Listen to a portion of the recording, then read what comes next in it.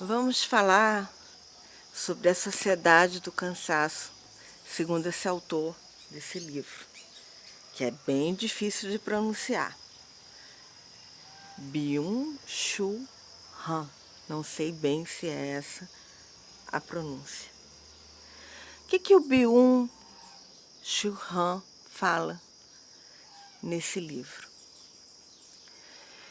Em primeiro lugar, fala que vivemos uma sociedade de busca desenfreada do trabalho, de busca exaustiva da produção, como se nós não pudéssemos parar. Algo em nós está completamente viciado e não suporta parar. A pandemia fez com que algumas pessoas precisassem parar. Outras não puderam parar. Quem precisou parar e como? Algumas pessoas não pararam, continuaram trabalhando, mas dentro de casa. Não iam mais ao metrô, não iam mais aos transportes públicos, não dirigiam mais seus automóveis.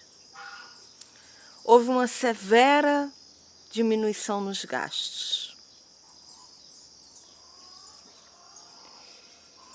E, no entanto, algumas pessoas não se adaptaram, obviamente, a esse estar em casa. Por que será que não se adaptaram? Não se adaptaram porque é muito difícil ter uma vida contemplativa. O nosso autor nos propõe uma vida contemplativa. Uma vida em que nem tudo é trabalho, nem tudo é produção estéril. Uma vida que nos faça pensar um pouco mais. Estamos no século XXI, no ano de 2020, ano em que mais de 100 mil pessoas morreram no Brasil por conta do vírus Covid-19. E aí a gente se pergunta, em que é que podemos mudar? Como podemos mudar nossas aulas, nossas conversas, nossas palestras? Como podemos como podemos ter poder outra vez? Um novo tipo de poder, que não seja o poder simplesmente do consumo, do desespero, do desenfreio, de algo desenfreado. Um poder que nos traga a calma e a serenidade de volta. Acredito que é desse poder que o nosso autor, Byung-Chul Han, fala nesse livro, Sociedade do Cansaço. Ele nos fala de um cansaço gentil, um gentil cansaço. Não é um cansaço desesperado, é um cansaço daqueles que não suportam viver dessa maneira, que não aguentam mais viver dessa maneira. No momento do livro, ele cita Nietzsche, que diz que é escravo todo aquele que não dispõe de 2/3 do seu tempo para si, seja banqueiro, erudito, empresário ou exerça qualquer outro trabalho. Obviamente Nietzsche não usou essa palavra empresário, mas qualquer tipo de profissão em que você não tem 2/3 do seu tempo para si, para Nietzsche, é uma profissão de escravidão. E o que o nosso Byung-Chul Han, se é assim que se pronuncia esse nome, nos fala nesse livro, é que estamos todos viciados em trabalho. Viciados numa sociedade de desempenho que só nos faz ver o lucro e que nos torna a todos, todos nós, escravos do trabalho, escravos do consumo, escravos do capitalismo. há a possibilidade de desafiar esse status quo? O que a pandemia poderia nos trazer de volta na escola, na vida, na qualidade das nossas vidas? Será que tudo na pandemia é terrível? Ou algo nela poderia nos ensinar a começar de novo, a viver de novo, a lutar de novo por algo que fosse um trabalho mais justo, por direitos mais justos, por igualdade de condições no acesso ao ensino, no acesso à qualidade de vida, enfim. Como poderíamos nos renovar a partir desses tempos de tanta tristeza e de tanta tragédia? O ano de 2020 é um ano que poderia até ser riscado do calendário, no sentido do calendário do desempenho, porque quem disser que está bem este ano, me parece que está se auto-enganando. Não me parece que haja ninguém bem esse ano. Alguns talvez se sintam completamente sem empatia, sem interesse pelo que está acontecendo lá fora. Alguns talvez não estejam nem aí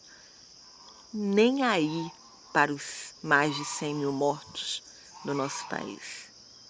Mas alguns ficaram muito preocupados. Alguns choram todos os dias.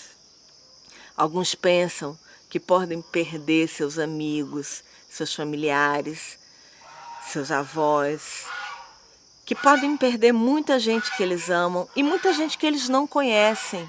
Não precisa a gente conhecer alguém para amar. A gente ama o ser humano. É o ser humano que a gente ama. Se for possível, amar o ser humano. E quando a gente ama o ser humano, a gente tem qualidade de vida. Porque a gente quer qualidade de vida para todos. Todos, sem exceção. Não apenas para uma elite que tem acesso aos melhores colégios, mas também para aqueles que estão na escola pública, gratuita e de qualidade. Para os que vivem na zona rural, para os que vivem nos centros urbanos. Será que essa sociedade de desempenho, ela nos representa realmente? Será que nós vamos sair desse ano com um aprendizado realmente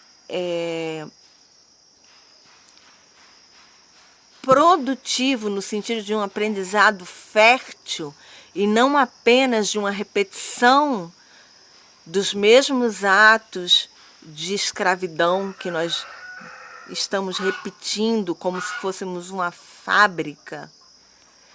Temos muito a pensar na qualidade de vida da escola, na escola como lugar de encontros nesse ano. Um ano em que nos separamos desde março e que não vamos nos encontrar presencialmente mais, com raríssimas exceções, nos momentos em que a comunidade vai buscar as cestas básicas, nos momentos em que a gente, em algum momento, pôde se reunir excepcionalmente com alguns dos alunos ou com alguns dos colegas na sede do campus.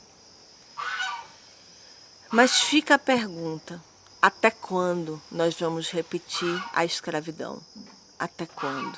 Até quando todos nós seremos escravos, seja do trabalho, seja dos estudos, seja da necessidade de alcançar uma meta? Muitas vezes, durante essa pandemia, eu me senti como alguém aprisionado dentro da caverna de Platão. E quando eu queria dizer alguma coisa diferente daqueles que estavam acorrentados dentro da caverna de Platão,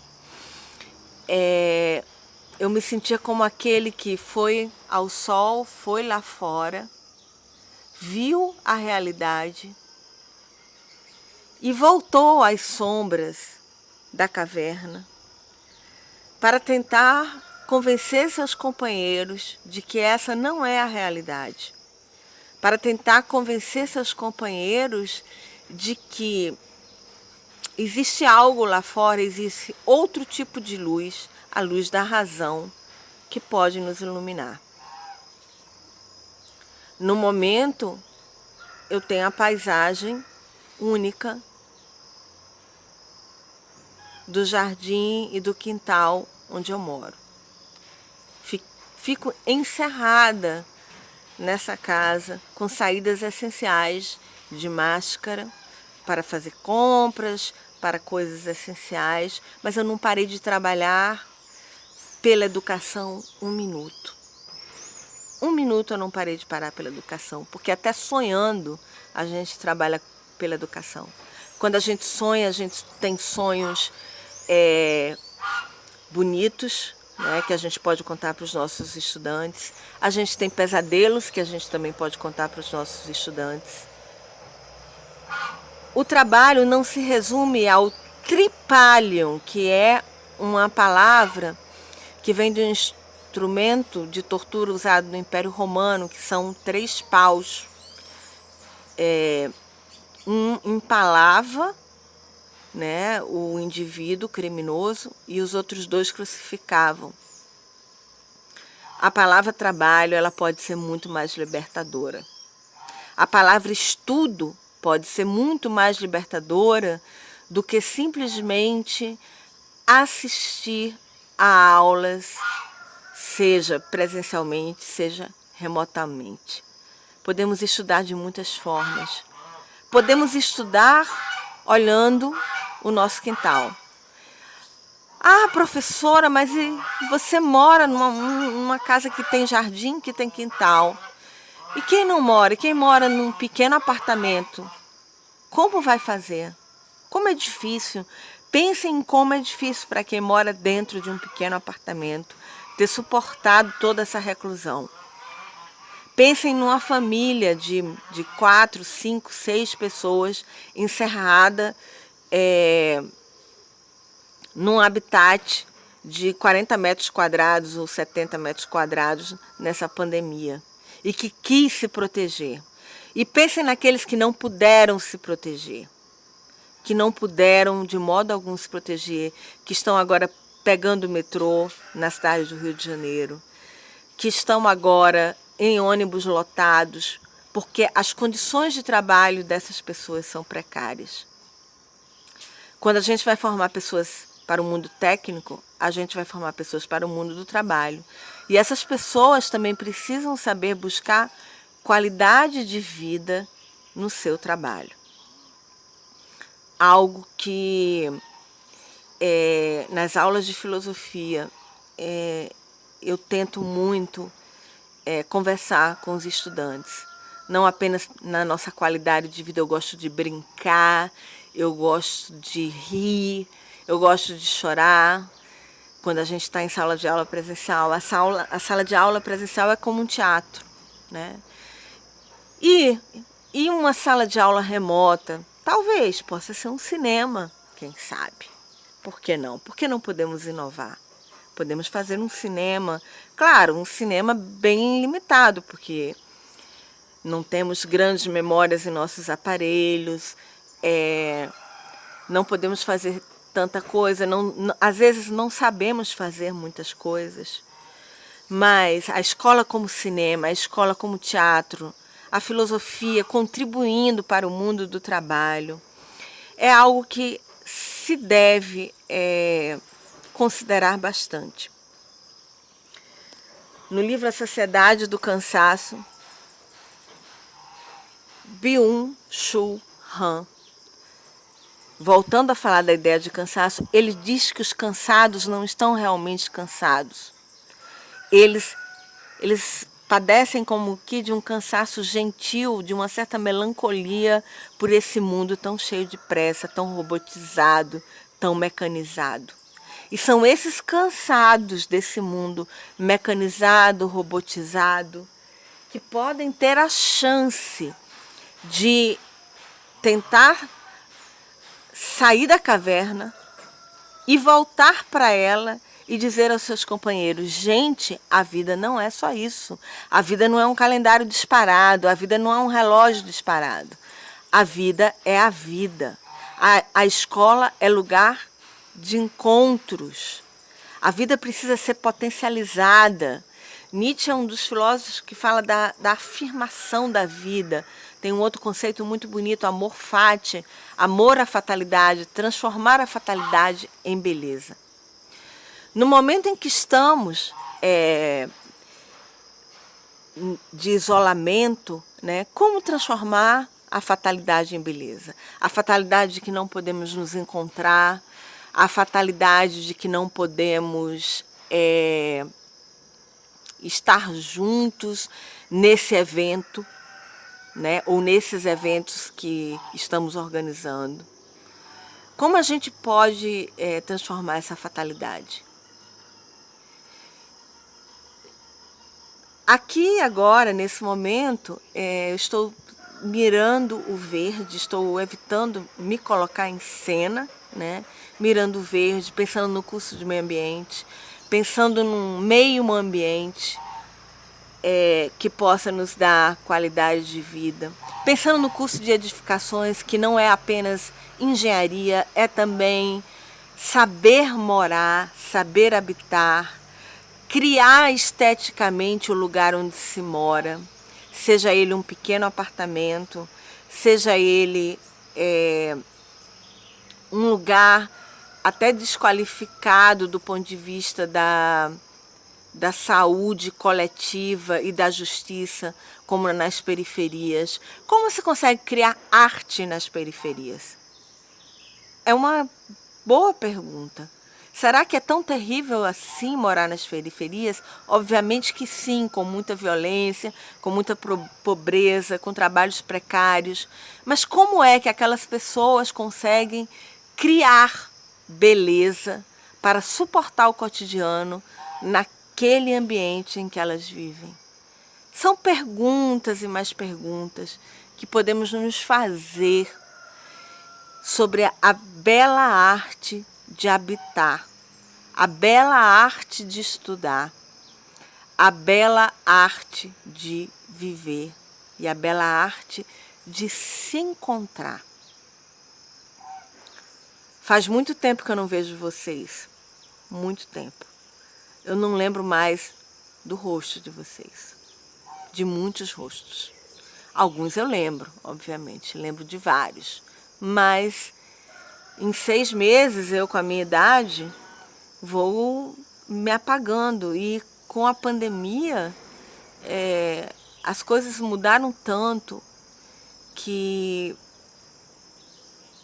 eu lembro de alguns rostos, sim, mas não lembro de todos.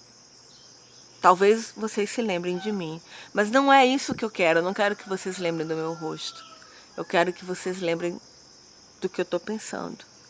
E eu não estou pensando sozinha. Alguém que pensa junto com uma pluralidade de sujeitos. Esses sujeitos são seus amigos, seus familiares, seus colegas de trabalho. Tudo isso faz parte da subjetividade para Nietzsche também, né? Essa pluralidade de sujeitos, os educadores aqui do campus, todos nós somos um coletivo. Mesmo que tenhamos divergências, diferenças de vários naipes, nós somos um coletivo e nós formamos o pensamento, os pensamentos uns dos outros.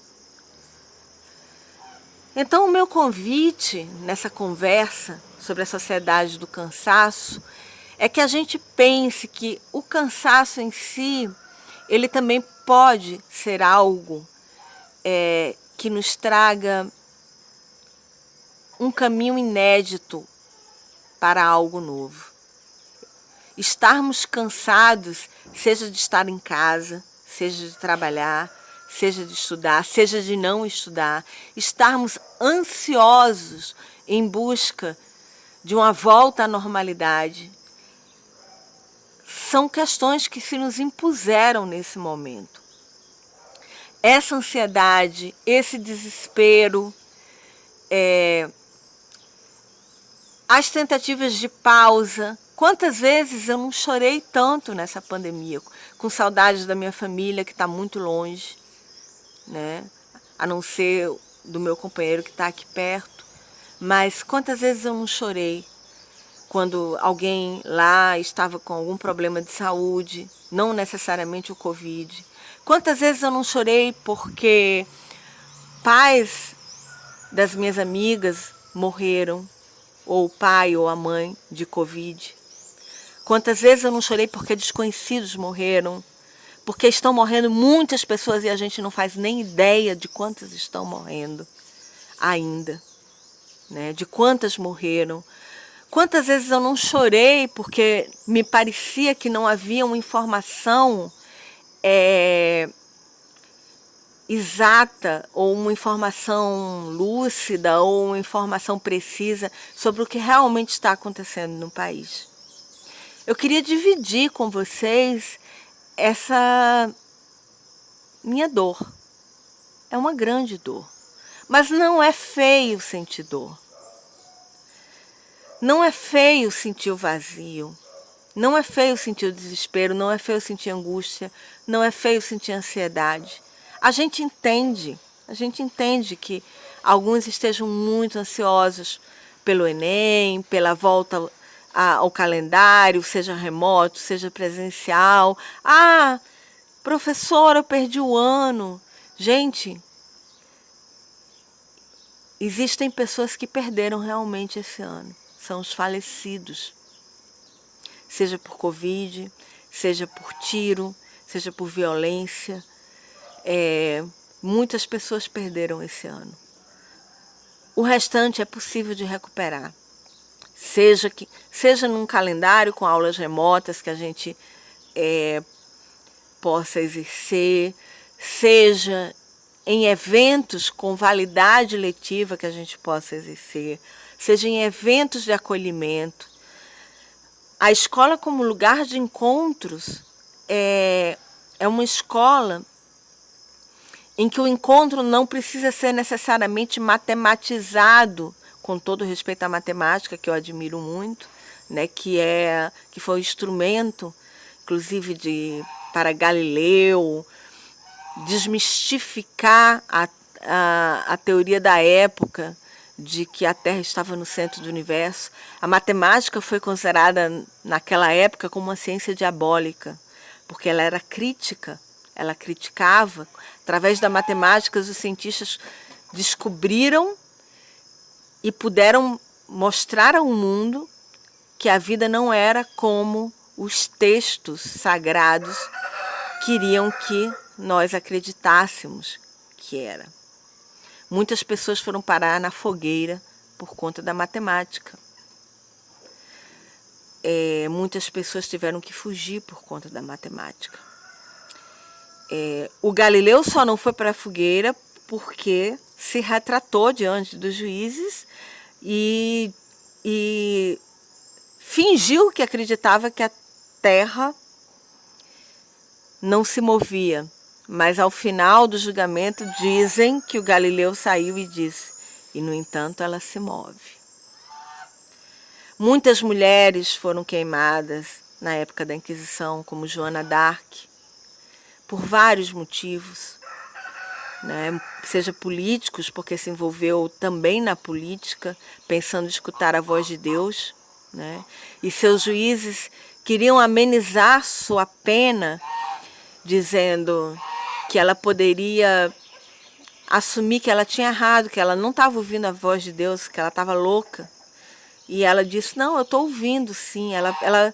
Ela ficou muito angustiada, mas ela pensou: não, eu ouvi a voz de Deus.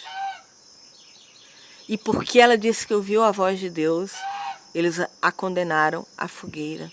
Porque eles entendiam que ela não ouvia a voz de Deus, mas a voz do diabo, porque ela se vestiu de homem para ir para a guerra. Como uma mulher ousa se vestir de homem? Como uma mulher ousa exercer papéis que eram exclusivamente masculinos?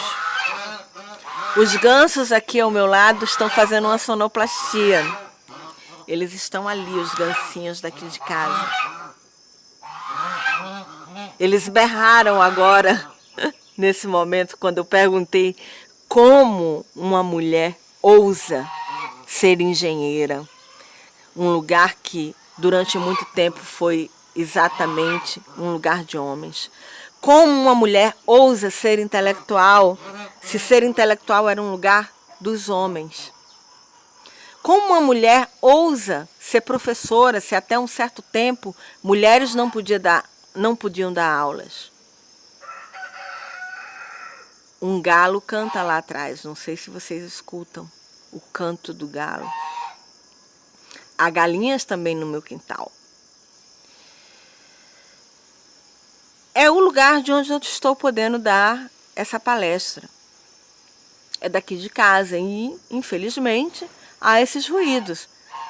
Há gatos, há gansos, há galinhas. Se fosse à noite, haveria o canto dos grilos, o canto dos sapos. Estou cercada por toda essa sonoplastia. Mas há os que estão cercados por uma sonoplastia urbana, do ruído, das buzinas, da pressa, do elevador dentro do prédio que range. Há os que estão cercados por outros tipos de ruído, outros tipos de sonoplastia, que nem por isso seriam aprisionadoras se nós pudéssemos reler essas habitações, reler o lugar onde moramos, os edifícios ou os pequenos apartamentos. Como é difícil, gente, estar dentro de um pequeno apartamento nesse momento. Conseguir inventar uma beleza na ação de lavar louça, de lidar com seu bichinho, suportar o tédio, né? Como é difícil tudo isso, o que temos vivido. Então são essas ponderações que eu gostaria de deixar para nós aqui do nosso grupo, da nossa comunidade acadêmica. Temos muito a pensar sobre tudo que nos aconteceu esse ano. Não foi um ano e não está sendo um ano nem um pouco normal. Não é natural, não podemos normalizar o que está acontecendo no nosso país. Nunca foi natural, obviamente, a vida que levamos, né? Há muito tempo ela não é natural. Mas a cada dia a gente se degrada mais. E é importante que a gente pense, vale a pena se degradar tanto? O que queremos de uma escola? O que queremos de uma verdadeira educação? Queremos que ela seja só para poucos ou queremos que no nosso escopo, que é o escopo de uma instituição pública, gratuita, de qualidade e laica, para quem queremos a educação?